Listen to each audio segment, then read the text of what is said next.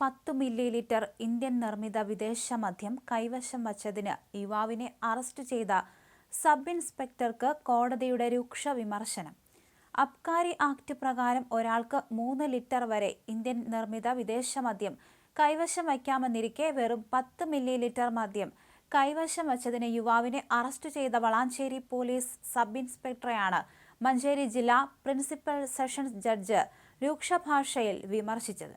തിരൂർ പൈങ്കണ്ണൂർ വാര്യത്തൊടി ധനേഷിനെയാണ് കഴിഞ്ഞ ദിവസം അറസ്റ്റ് ചെയ്തത്. പിന്നീട് റിമാൻഡിലായിരുന്നു. ധനേഷിന് ജാമ്യം അനുവദിച്ചുകൊണ്ട് നൽകിയ ഉത്തരവിലാണ് കോടതി ഇത്തരത്തിൽ സബ് ഇൻസ്പെക്ടറെ രൂക്ഷമായ ഭാഷയിൽ വിമർശിച്ചത്.